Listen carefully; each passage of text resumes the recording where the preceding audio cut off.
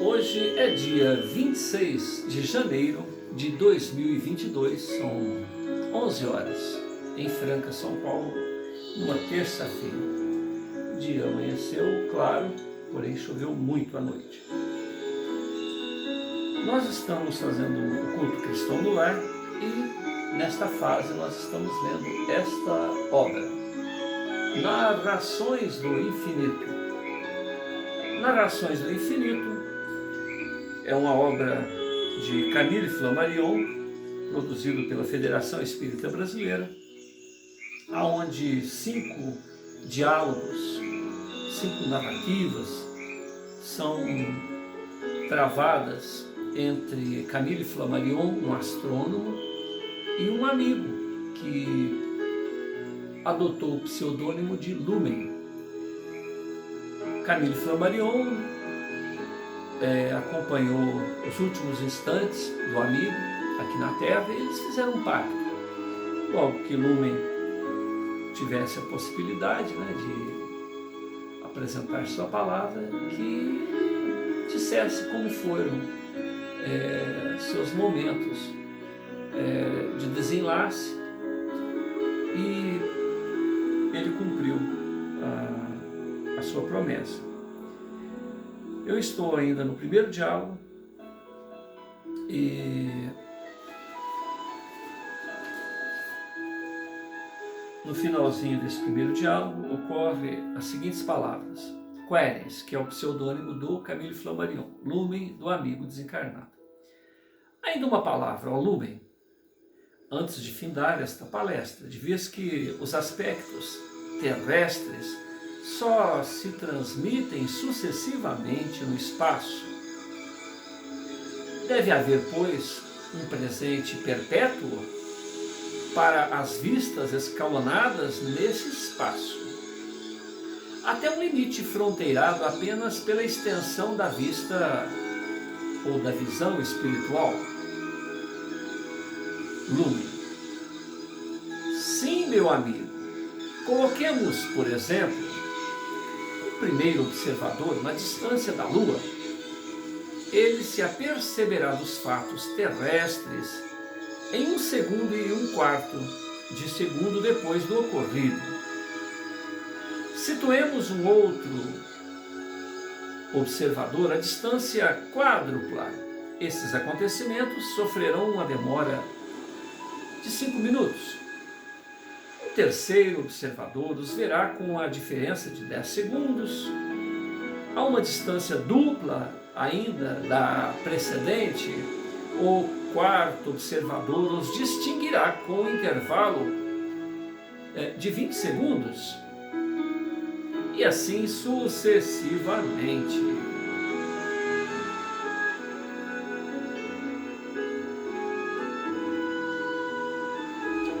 À distância do Sol já existe uma diferença de 8 minutos e 13 segundos. Com relação a certos planetas, a demora será de muitas horas, conforme já assinalamos. Mais longe, são necessários dias inteiros. Para além, meses, mais um tanto, anos. Das estrelas mais próximas, só se percebe os acontecimentos terráqueos 1, 2 ou mais lustros depois de realizados, depois de ocorridos.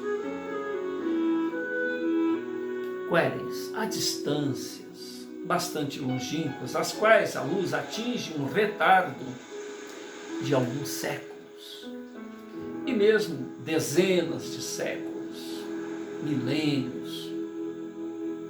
Nebulosas existem onde a luz chega depois de uma viagem de milhões de ciclos anuais. Querens. De sorte que, para ser testemunha de ocorrências históricas, geológicas, dos tempos passados, bastaria a esses observadores se afastassem suficientemente. Não se poderia rever verdadeiramente o dilúvio, paraíso, Adão e reticências, né? Lumen, já vos disse, meu velho amigo, que a chegada do Sol ao hemisfério põe em fuga os espíritos. Ou seja, Querens, que é o Camille Flammarion, então começa a divagar a respeito do tempo, da distância, ou seja, chovendo no molhado, né? Repetindo coisas que já foram ditas anteriormente. Lumen então disse, já está amanhecendo e, né, a chegada do sol põe em fuga os espíritos, ou seja, estou indo embora. Passei uma noite aqui conversando com você. Uma segunda palestra permitirá aprofundar melhor o assunto do qual só vos pude apresentar, por ora, um esquema geral que é fértil em novos horizontes. As estrelas me chamam, meu amigo, e já desapareceram. Adeus, Querens. Adeus, meu amigo. Na página 57 se inicia então a segunda narrativa. Refluum temporis. Refluxo do tempo. Querens. Mais uma vez, pseudônimo de Camille Flammarion. As revelações interrompidas pela aurora. Lembrando que esse primeiro diálogo, composto de 50 páginas, esse primeiro diálogo, foi escrito em 1866, em outubro de 66, e foi publicado em fevereiro de 67, 1867. E já em 1867 tem essa segunda narrativa, que ele denominou Refluum Temporis. As revelações interrompidas pela aurora, ou seja, amanheceu o dia, ó lumen, deixaram desde então minha alma ávida de penetrar mais fundo o singular mistério. De igual modo que a criança a quem se mostrou um fruto saboroso deseja nele meter gulosamente seus dentes. E quando prova, mais deseja. Assim, minha curiosidade procura novos júbilos dos paradoxos da natureza, meu amigo. É acaso temerária indiscrição submeter-vos a algumas questões complementares que os meus amigos me comunicaram? Ou seja, ele tinha acabado de publicar isso aqui em fevereiro, né? Desde o dia em que os fiz participantes de vossas ou de nossa conversa, posso pedir continuares a narrativa das vossas impressões de além-terra? Lumen. Não posso, meu amigo, consentir em tal curiosidade, embora perfeitamente disposto que seja vosso espírito para bem receber minhas palavras. Estou persuadido, estou intimado, não obstante, de que as particularidades do meu assunto não vos tocaram harmonicamente. Não tiveram todas aos vossos olhos a evidência da realidade.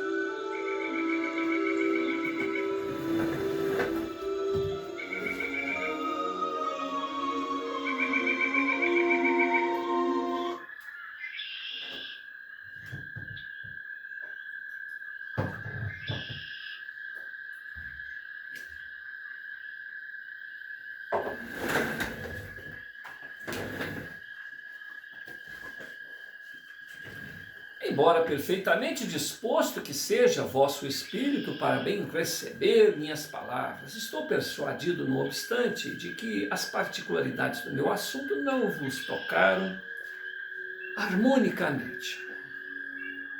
Não tiveram todas aos vossos olhos a evidência da realidade. Acusou-se de mística as minhas palavras. Não se compreendeu que aqui, Quérens, não existe romance, nem fantasia, meu amigo. Demonstrável e demonstrado, indiscutível, e que é tão positivo quanto a queda de um aerólito ou translação de um projétil de canhão. O motivo que vos impediu a vós outros de bem apreender a realidade do fato reside em que o caso se desenrola fora da Terra, meu amigo, numa região estranha à esfera de vossas impressões, de vossas percepções sensoriais, e não acessível aos sentidos terrestres.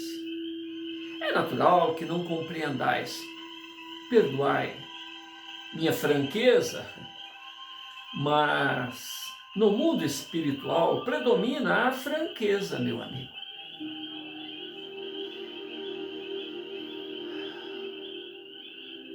Na pátria da erraticidade, os pensamentos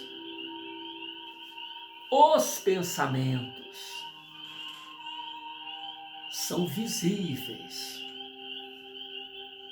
Só compreendereis o que pertence ao mundo das vossas impressões. E porque estáis propensos a ter por absolutas as vossas ideias a respeito do tempo, do espaço, que são relativas, meu amigo. Tendes o entendimento fechado às verdades que residem fora da vossa esfera perceptiva e que não se acham em correspondência com as vossas faculdades orgânicas terrestres.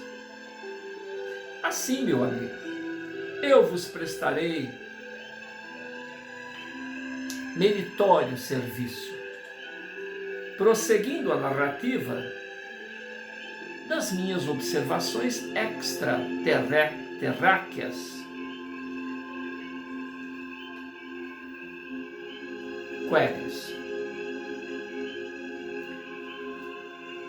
não é por espírito de curiosidade. Crê-me, ó Lumen, sinceramente, que me permito evocar-vos do alto do mundo invisível, onde as almas superiores devem fruir inenarráveis júbilos. Compreendi melhor do que a vossa acusação o admite a grandeza do problema. É sob a inspiração de uma avidez estudiosa que procuro aspectos mais novos ainda do que os precedentes, se assim o posso me expressar, ou melhor, mais grandiosos e mais difíceis de compreender ainda. Há força de refletir. Cheguei a crer que quanto sabemos é nada e que ignoramos tudo. Estou, pois, disposto a tudo acolher, meu amigo. E por isso vos peço, deixai-me participar das vossas impressões, trazei-me seus relatos, meu amigo.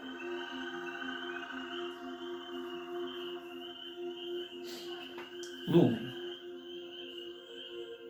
em verdade, meu amigo, eu vou-lo asseguro,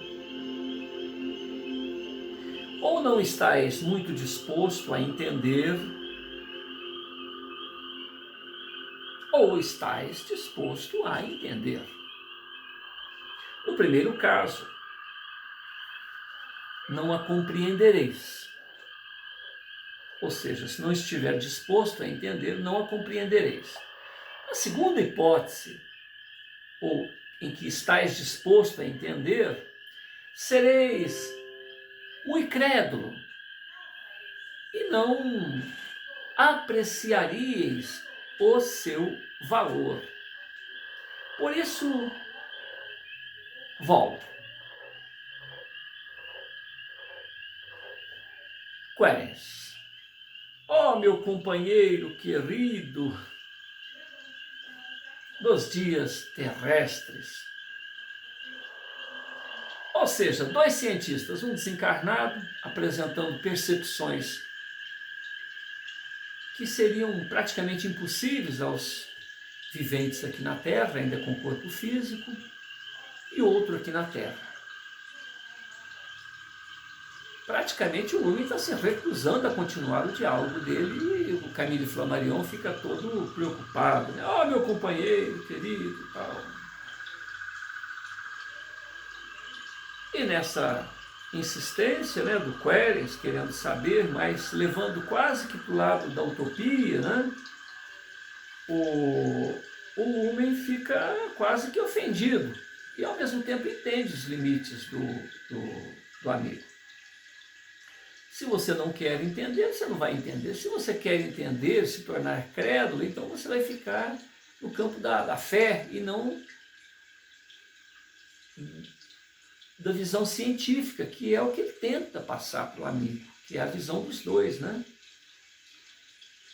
Lumen, além de tudo, os fatos que eu teria de narrar são ainda mais extraordinários, meu amigo,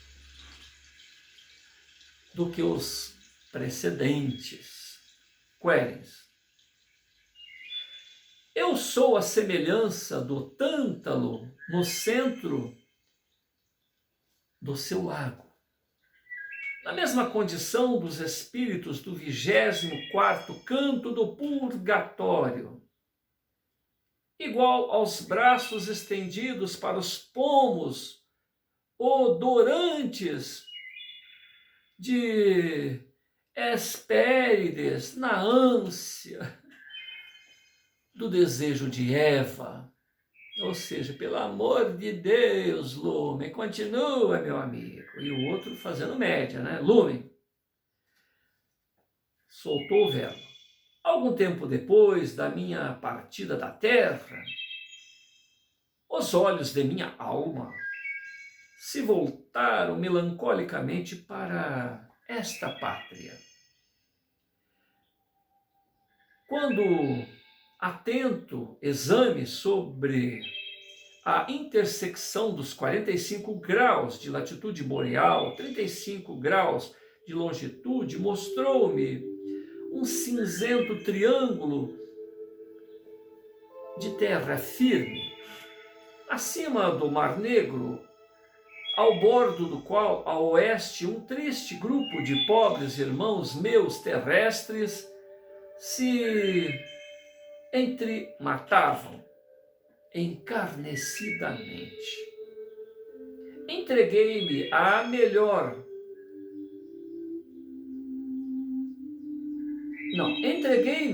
meditação sobre a barbárie dessa instituição pseudo-gloriosa, a guerra, que ainda pesa sobre vós outros, e reconheci que nesse recanto da Crimeia sucumbiam 800.000 homens. ignorando a causa de seu mútuo massacre. Nuvens passaram sobre a Europa. Estava agora não em Capela, mas no espaço entre essa estrela, Capela, e a Terra, na metade da distância de Vega. E saindo da Terra, desde algum tempo, eu me dirigi a um montão de estrelas que se distingue da vossa pátria à esquerda do astro precedente. Meu pensamento, no entanto, de tempos a tempos, retornava para a Terra. Um pouco depois da observação de que falei, meu olhar, incidindo sobre Paris, foi surpreendido ao ver a capital presa de uma insurreição popular. Examinando com atenção acurada, divisei barricadas nos bulevares, próximo à prefeitura municipal. Nas ruas extensas, e cidadãos alvejando-se, meu amigo, mutuamente a golpes de fuzil. A primeira ideia que me ocorreu foi a de uma nova revolução se processando a meus olhos, e que Napoleão III fora derrubado do trono imperial. Mas por uma correspondência secreta das almas, minhas vistas foram atraídas para certa barricada do Arrebalde de Santo Antônio, no qual estava estendido o arcebispo Denis Auguste Affray, que eu conhecera ligeiramente. Seus olhos distintos miravam sem ver o céu onde me encontrava. Sua mão segurava um galho verde. Estavam, pois, ante mim os dias de 1848, em particular 25 de junho. Alguns instantes, ou horas depois, se escoaram, durante os quais a minha imaginação, o meu raciocínio, buscavam, pela ordem natural, a explicação de tal fato particular. Ver 1848, depois de 1854, quando meu olhar, de novo atraído para a terra, assinalou uma distribuição de bandeiras tricolores em extensa praça da cidade de Lyon. Procurando distinguir a personagem oficial que fazia tal distribuição, consegui identificar os uniformes e recordei-me que depois da ascensão de Luís Filipe, o jovem duque de Orleans, havia sido enviado a aplacar as agitações da capital da indústria francesa. Conclui-se disso que após 1854 e 1848, estava diante do meu olhar um acontecimento de 1831. Pouco mais tarde, minha visão incidiu sobre Paris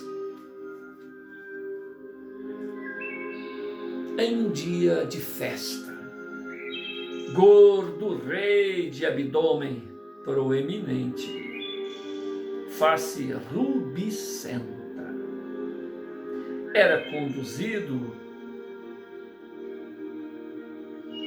em caleche com CH, suntuosa, e atravessava neste momento a Ponte Nova. O tempo era magnífico, Querens. Jovens vestidas de branco estavam dispostas, qual corbelha de alvos lilazes, sobre o terrapleno da ponte. Estranhos animais, coloridos de nuances claras, cobriam o longo de Paris, corriam ao longo de Paris. Era evidente a reentrada de Bourbons em França. Eu não teria compreendido esta última particularidade se não houvesse recordado que em tal ocasião tinham sido lançados para os ares artísticos balões em forma de animais. Vistos do alto, pareciam correr desajeitadamente sobre os telhados das casas. Rever um acontecimento transcorrido eu compreendia, explicando-o pelas leis da luz. Mas rever esses eventos em sentido contrário à sua ordem real, eis o que me parecia fantástico, meu amigo. E mergulhava o meu entendimento numa estupefação crescente. No entanto, estando os fatos diante dos meus olhos, não poderia negar e escogitava, por isso, qual a hipótese que poderia dar conta de semelhante singularidade. A primeira hipótese, Querens, foi a seguinte: é sem dúvida alguma a Terra que estou vendo. E por um secreto destino somente a Deus conhecido, a história de França repassa aproximadamente pelas mesmas fases já atravessadas. A nação avançou até um certo maximum, que acaba de fulgir às vistas maravilhadas dos povos. E acabara de... A nação avançou até um certo maximum, que acabara de fulgir, de brilhar, à vista maravilhada dos povos. E eis que retorna rumo das suas origens por uma oscilação que pode existir, à semelhança das variações da agulha imantada, das bússolas, à semelhança dos movimentos dos astros. Os personagens que me pareceram ser no momento o Duque de Orleans e Luís XVIII são talvez outros príncipes que estão repetindo exatamente quanto os primeiros fizeram. Tal hipótese, Querens, todavia me pareceu pouco verossímil. Então me detive em outra hipótese mais racional. Dada a multidão de estrelas e planetas que gravitam em torno de cada uma delas,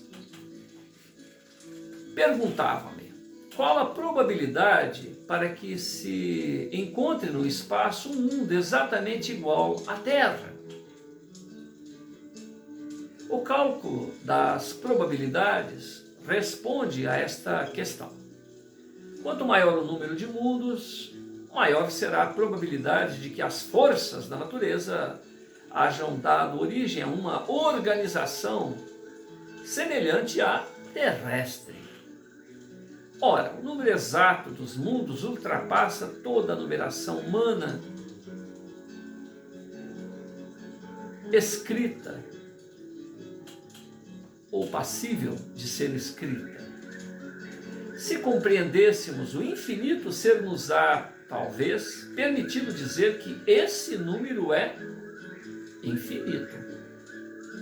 Daí concluir eu que há muito alta probabilidade de a existência de muitos mundos exatamente semelhantes à Terra, a superfície dos quais se realiza, quiçá, a mesma história, a mesma sucessão de acontecimentos, e que se acham habitados pelas mesmas espécies vegetais e animais, a mesma humanidade, Queres, os mesmos homens,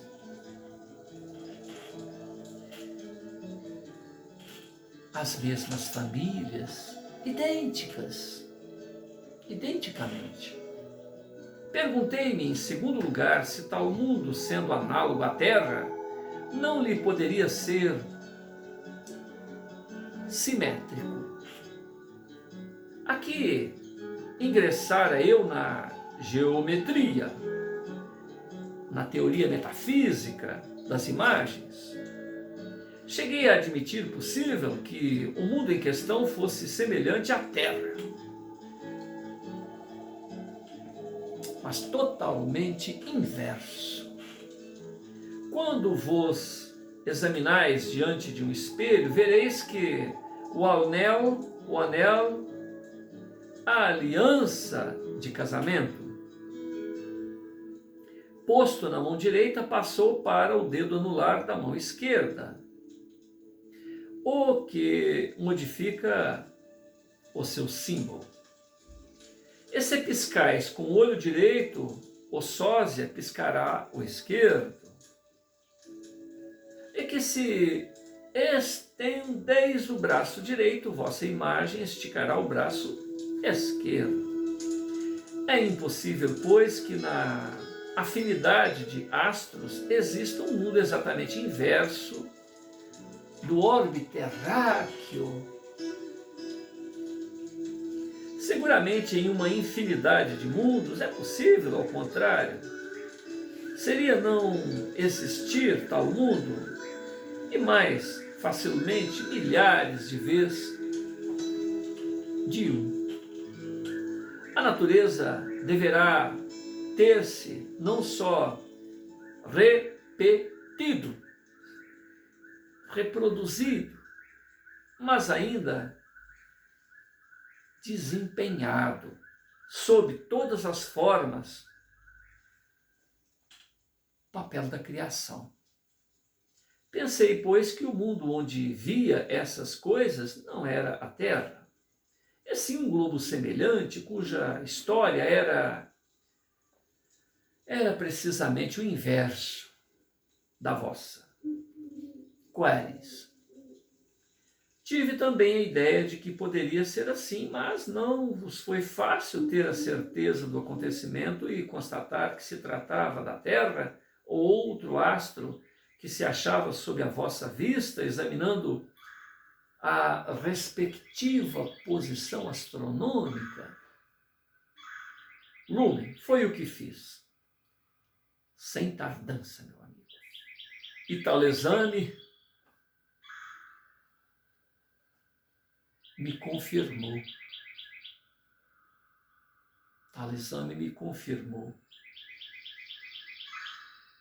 A minha ideia. O astro onde acabara de aperceber 4 fatos análogos a outros acontecimentos terrestres, porém inversos, não me pareceu estar na mesma posição primitiva. A pequena constelação do altar não existia mais. E desse lado, onde vos recordais, me aparecer a Terra no meu primeiro episódio, havia um polígono irregular de estrelas desconhecidas.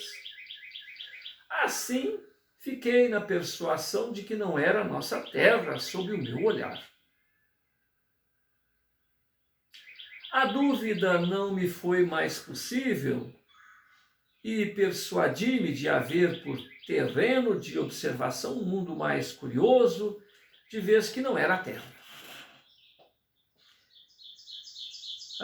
E sua história parecia representar em ordem inversa a história do nosso mundo. Alguns acontecimentos, é verdade, não me pareceram ter o respectivo correspondente na Terra. Mas, em geral, a coincidência foi muito notável. Tanto mais quanto o meu desapreço aos falsos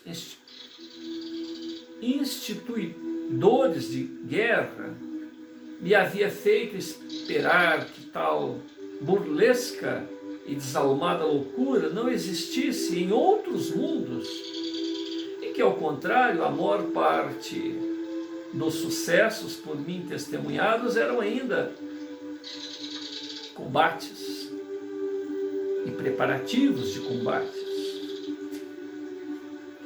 Depois de uma batalha que me pareceu muito semelhante à de Waterloo, vi as pirâmides.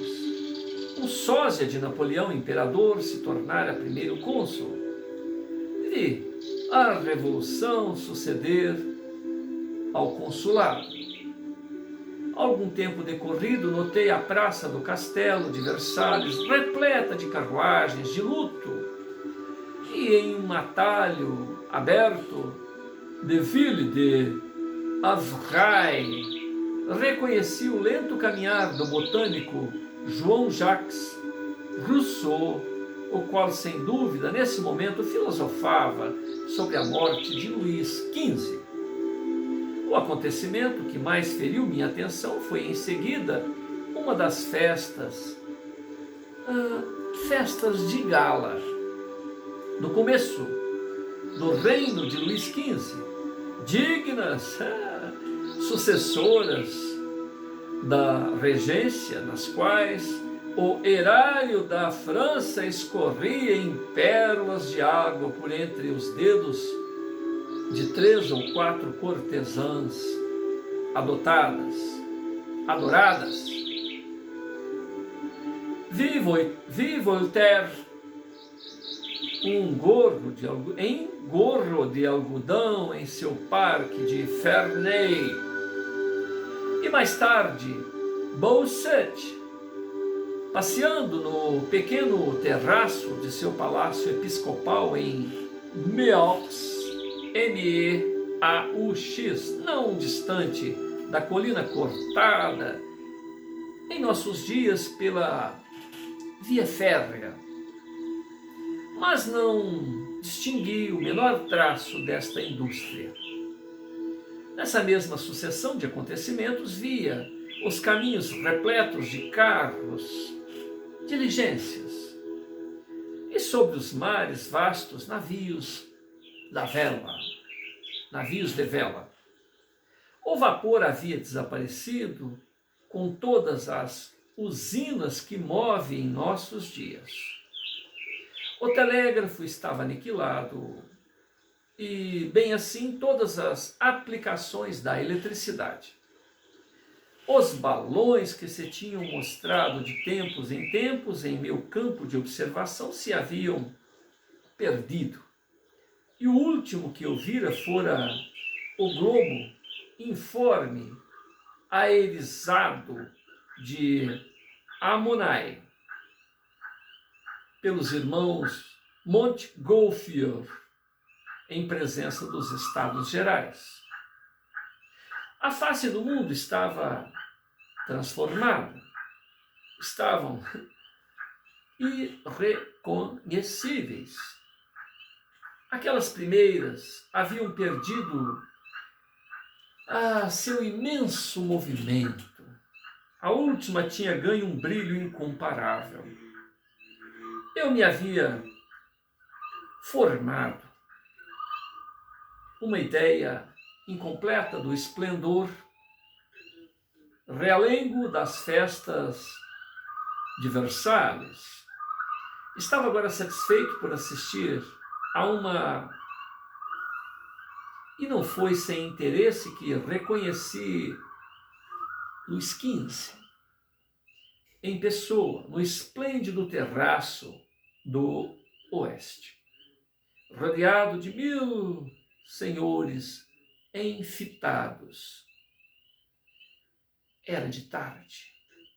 Os derradeiros fulgores de um sol ardente se reverberavam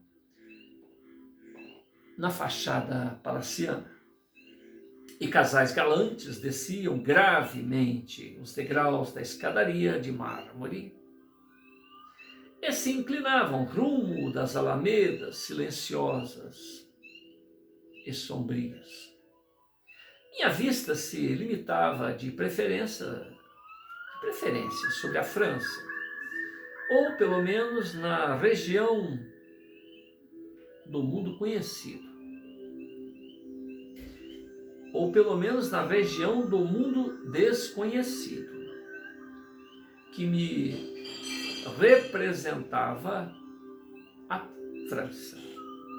Porque é agradável estar bastante longe de sua pátria, e nela sonhar sempre, deixando que cada vez ela retorne ao pensamento com júbilo. Não creais que as almas desencarnadas sejam desdenhosas, indiferentes, libertas de toda recordação. Tínhamos assim bem triste existência. Teríamos assim bem triste existência. Não, guardamos a faculdade de nos recordar. Nosso coração não se absorve na vida do espírito. Foi, pois, um acontecimento de júbilo íntimo, do qual vos deixo a apreciação, que revi toda a história da nossa França. Desenrolar-se tal qual as fases se houvessem positivado em uma ordem inversa. Depois da unificação do povo, vi a soberania de um potentado. Após isto, a feudalidade dos príncipes Ramarin, Richelieu, Luís XIII, Henrique IV, apareceram-me em Saint-Germain. Os Bourbons e os Guises recomeçaram para mim as suas escaramuças. Acreditei distinguir a matança de São Bartolomeu. Alguns fatos particulares da história de nossa província reapareceram. Tal, por exemplo, uma cena de diabruras de Chaumont, que tive a ocasião de observar diante da igreja de São João, e o massacre dos protestantes em Vassy, comédia humana, muitas vezes tragédia. Subitamente vi erigir-se no espaço o cometa magnífico em forma de sabre, em 1577, em um plano brilhante, adornado, divisei Francisco I, Carlos V, saudando-me. Luís XI apareceu sobre um terraço da Bastilha, acompanhado de suas duas sombras pandilheiras. Mais tarde, meus olhos, voltando-se para uma praça em Rouen, distinguiram um forte fumarada e chamas. No meio delas consumia-se o corpo de Joana d'Arc, a Virgem de Orleans.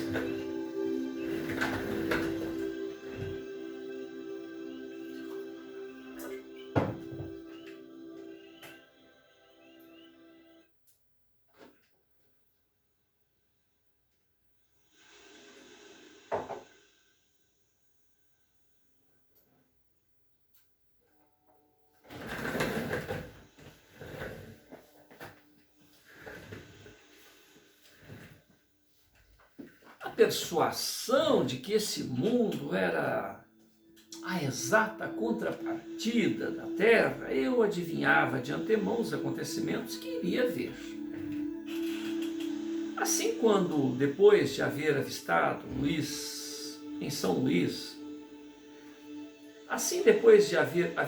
São Luís, que morria sobre as cinzas perto de Tunis, assisti à 8ª cruzada, depois à 3ª, onde reconheci Frederico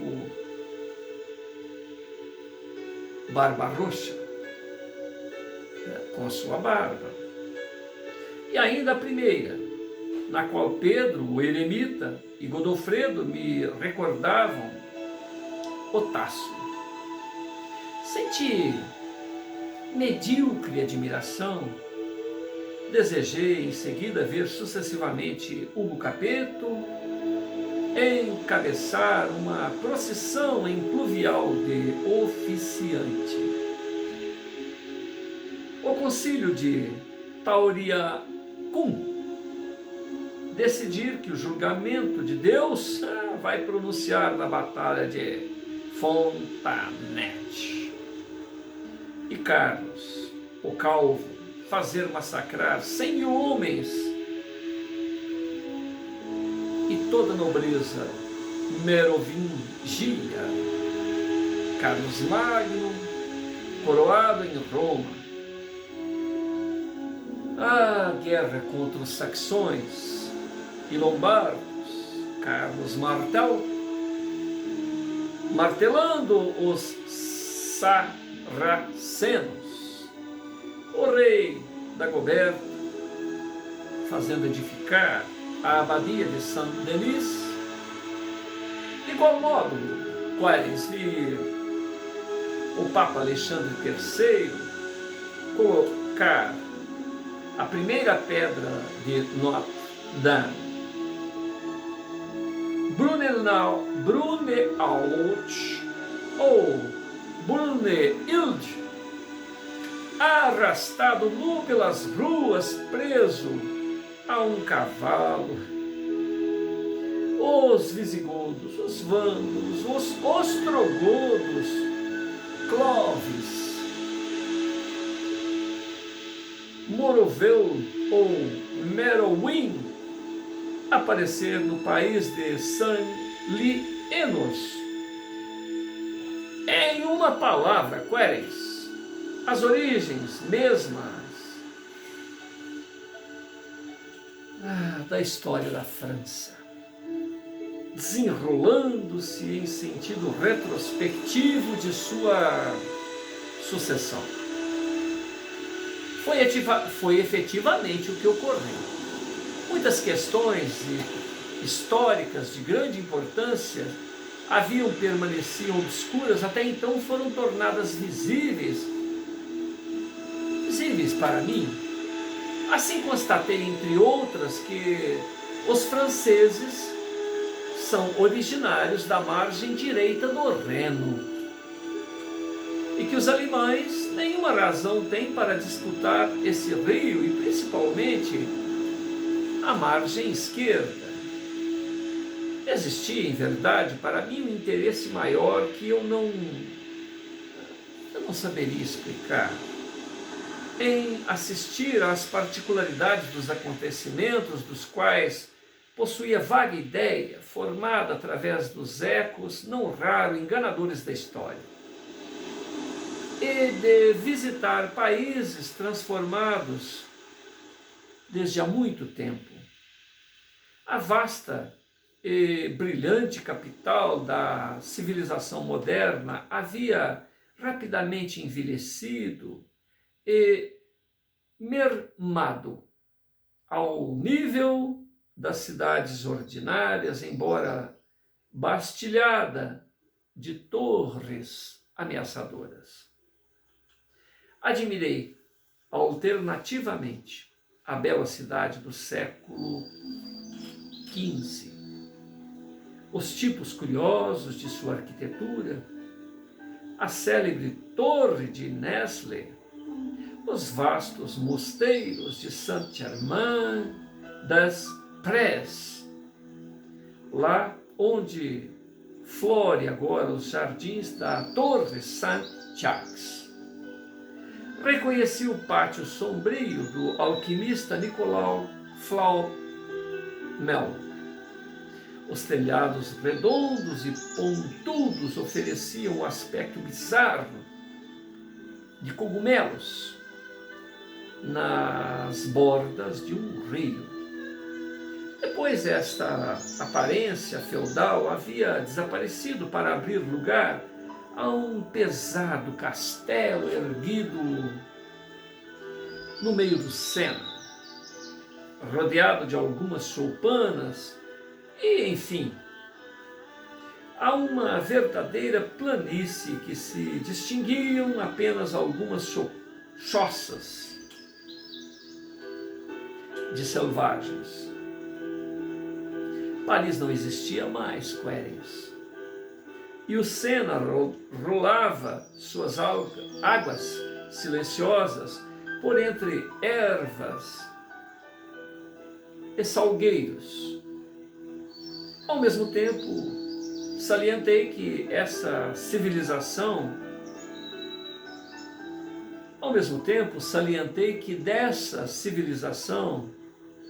o foco se havia deslocado e descido rumo ao sul. Devo confessar-vos, Quérens, meu amigo,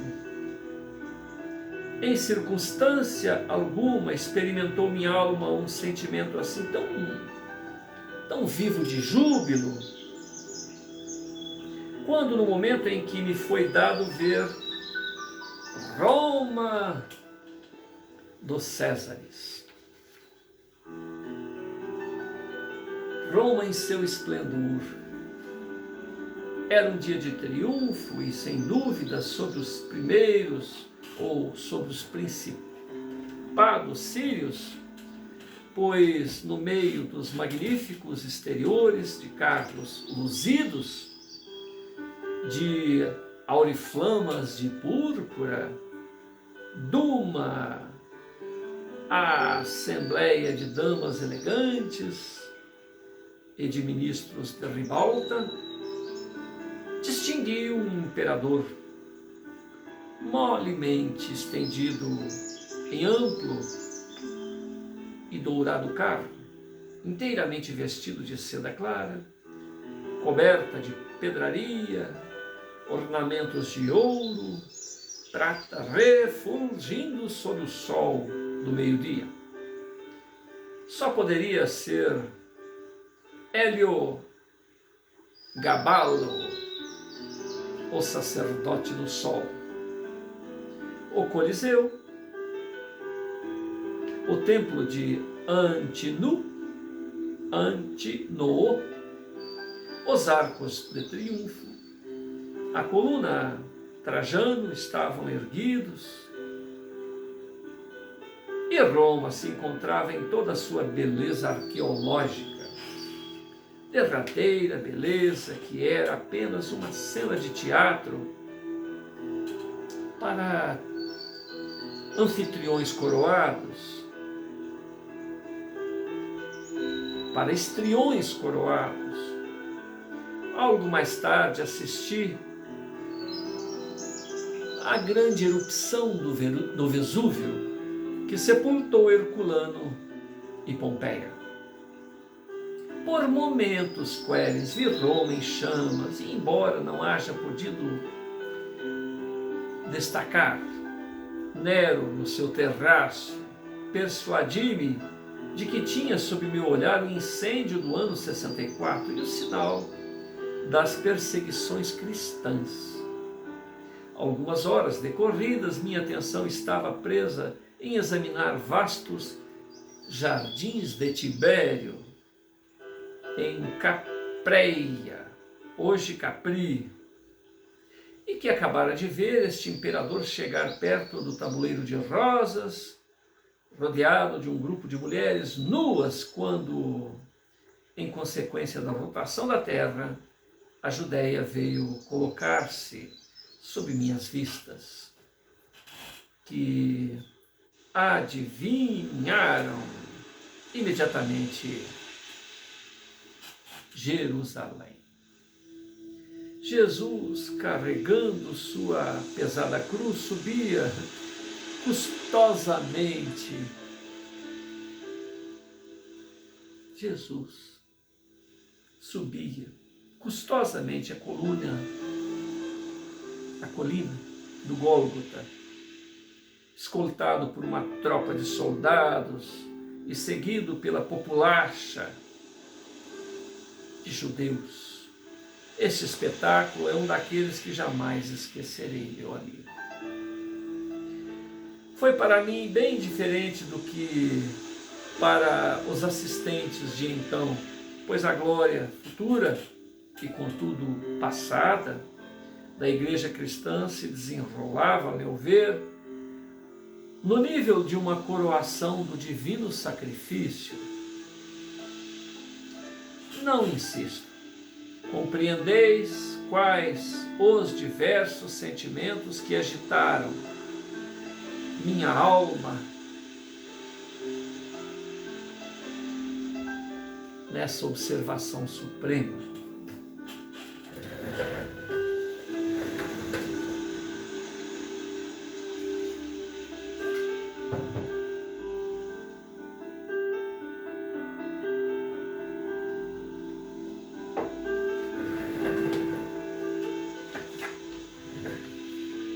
Revindo mais tarde rumo de Roma, reconheci Júlio César estendido sobre sua pira, tendo à cabeceira Antônio, cuja mão esquerda segurava, creio que, um rolo de papiro.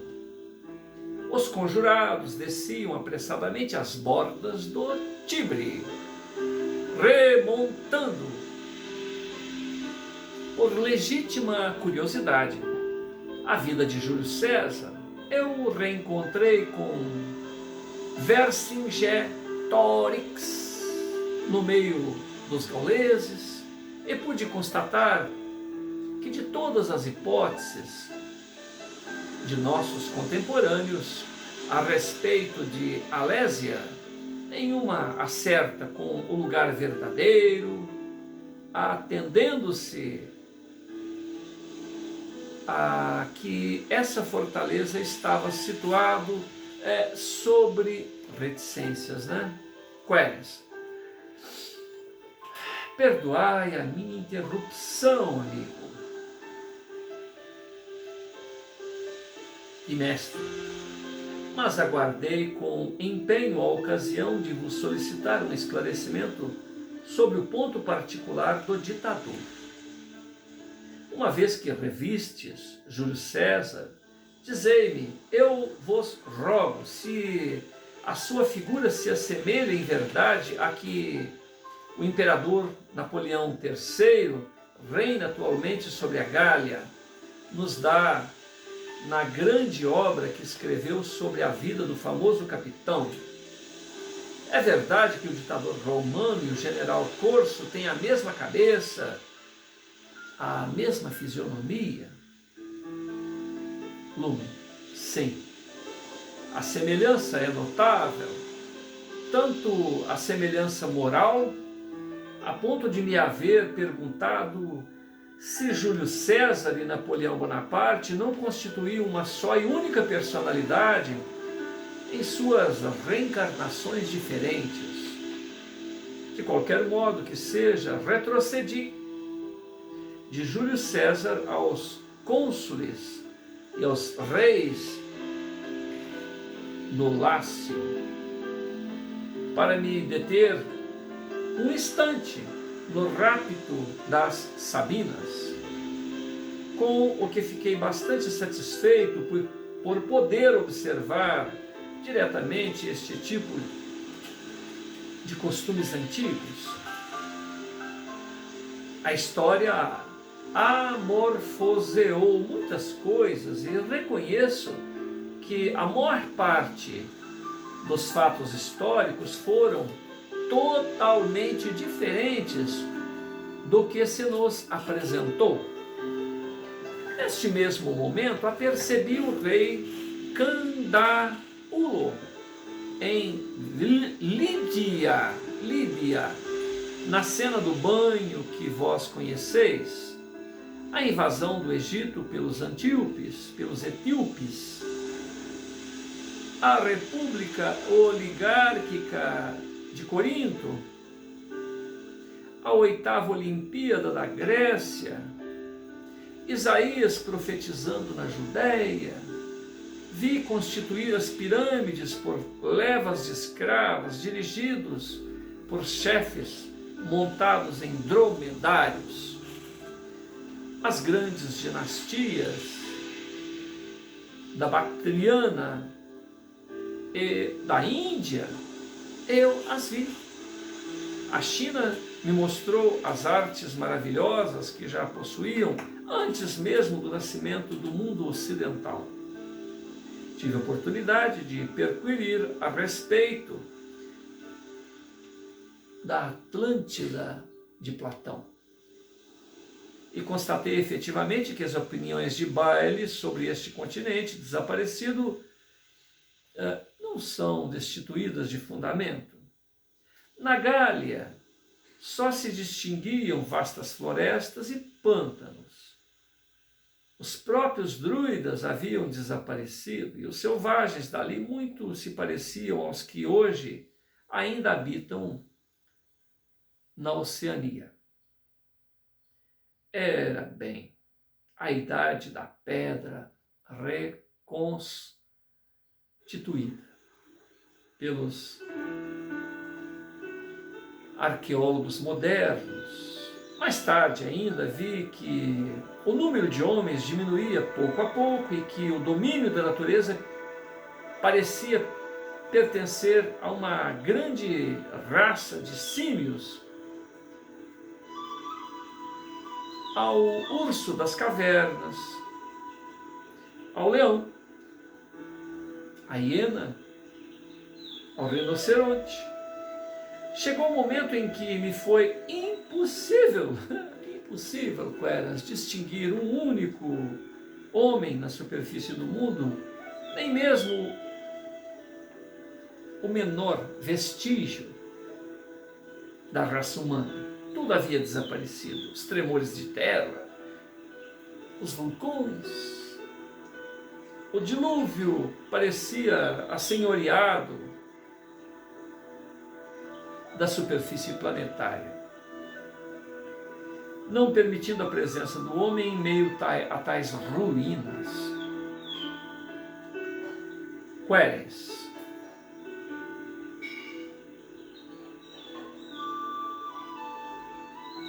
conservar-vos-ei, ó lumen, guardar, confessar-vos-ei, ó lumen, guardar com impaciência o momento da vossa chegada ao paraíso terrestre, a fim de saber de que forma se apresenta a criação da raça humana sobre a terra. Estou até surpreso de não haverdes parecido cogitar de tão importante observação.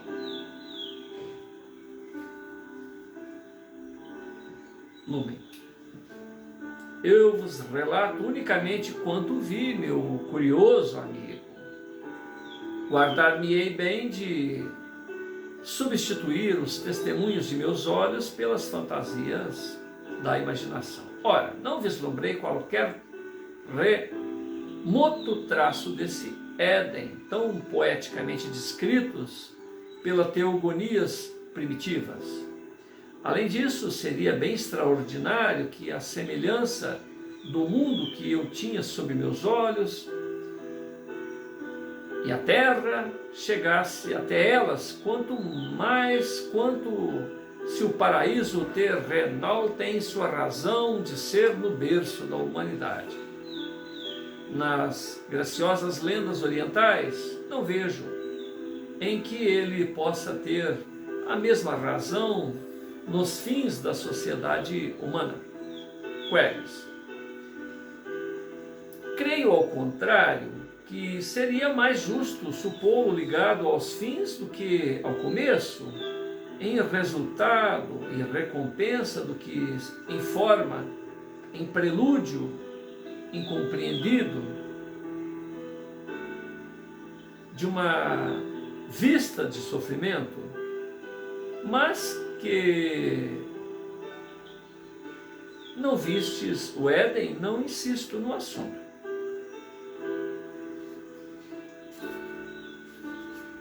Lumen chegou enfim ao término da observação desse mundo singular, cuja história era precisamente o inverso da vossa. A ocasião de ver animais fantásticos, monstruosidades, combatendo-se nas praias de vastos mares, serpentes gigantescas, armadas de patas formidáveis, crocodilos que voavam nos ares, agitando asas orgânicas mais longas que seu próprio corpo, peixes disformes cuja goela teria deglutido um touro, aves de rapina, travando terríveis batalhas nas ilhas devastadas, continentes inteiros cobertos de vasta floresta, árvores de folhagem enorme cresciam umas sobre as outras, vegetais sombrios, severos, porque o reino vegetal ainda não possuía flores e nem frutos. As montanhas vomitavam cascatas inflamadas, meu amigo.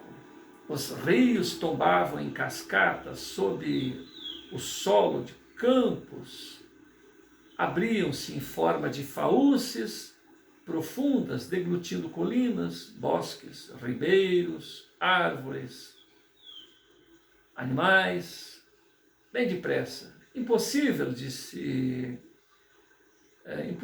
se me tornou distinguir mesmo a superfície do globo. Um mar universal parecia cobri-lo, e o reino vegetal, e assim também o animal, se apagaram lentamente para dar posto às monótonas verduras lavradas de brilhos e fumaças brancas.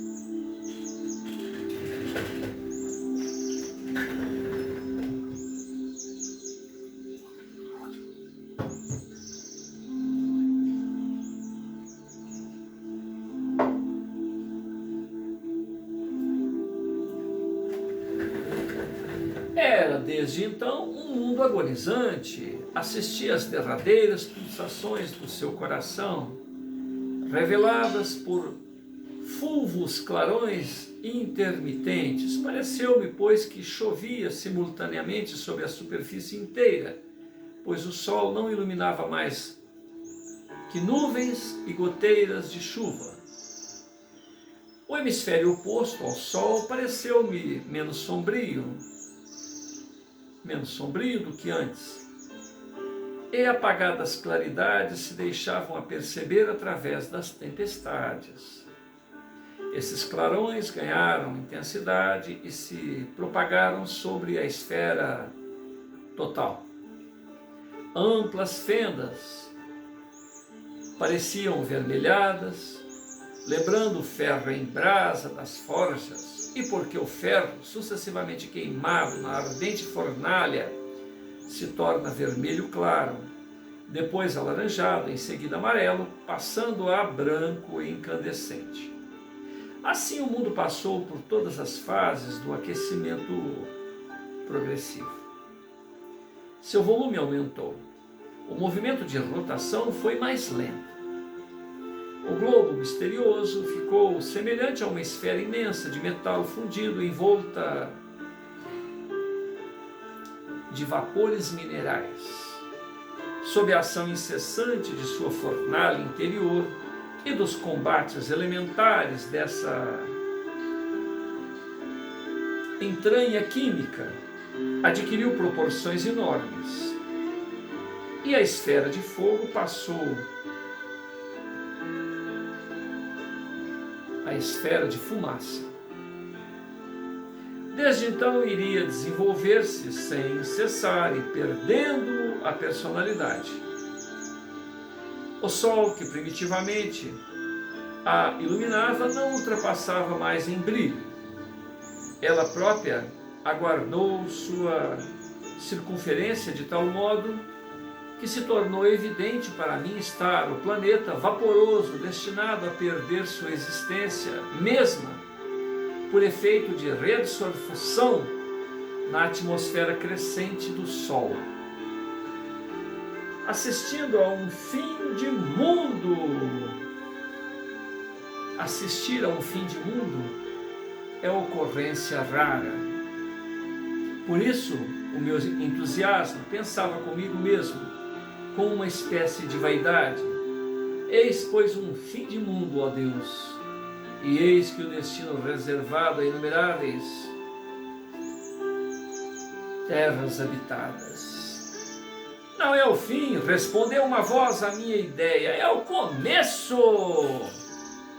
Que é o começo?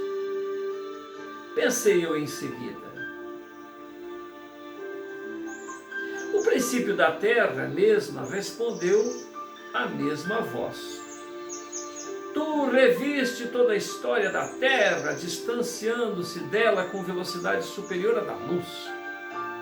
Tal afirmação não me surpreendeu mais do que o primeiro episódio da minha vida ultraterrestre, pois já familiarizado com os efeitos chocantes das leis da luz, estava desde então preparado para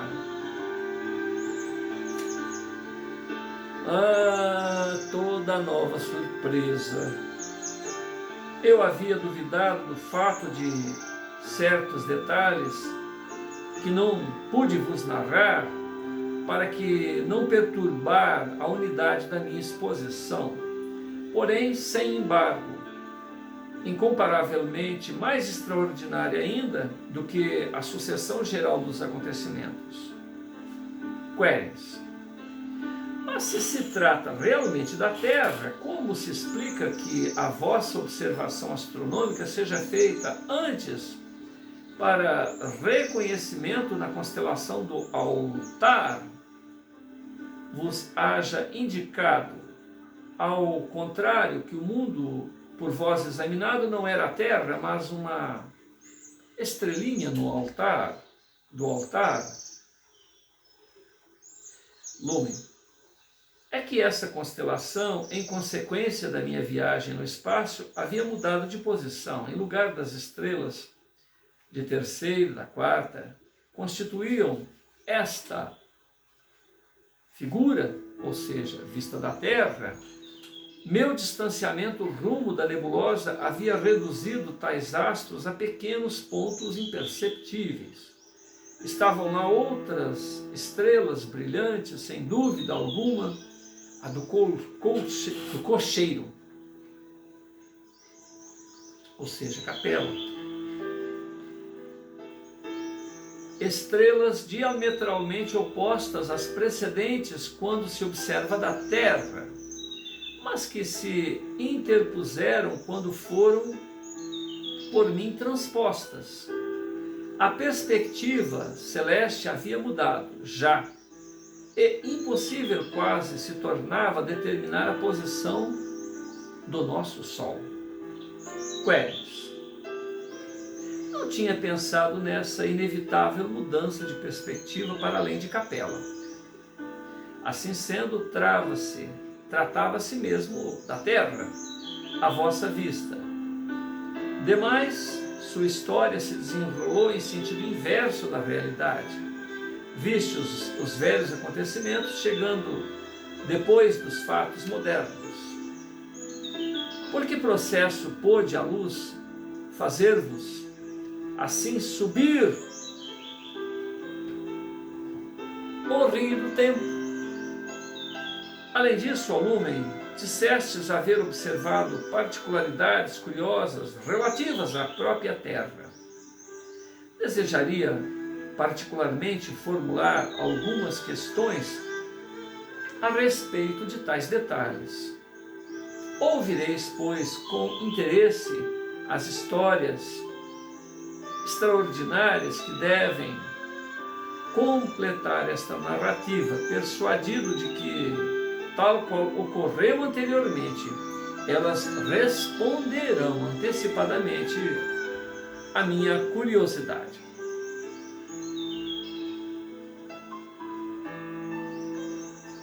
Bom, então nós estamos na segunda narrativa, que foi no ano seguinte, né? No ano imediato à publicação da primeira narrativa. Estou no item 2, que ela se inicia na página 75 e vai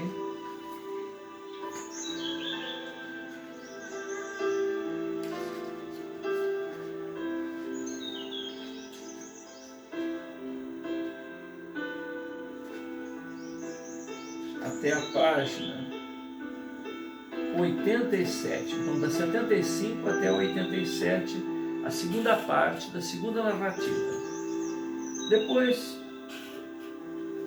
nós temos a terceira narrativa, que é o Homo Homunculus. O Homo Homunculus, que é a terceira narrativa, ela foi escrita em 1867. Então, fazendo algumas rememorações.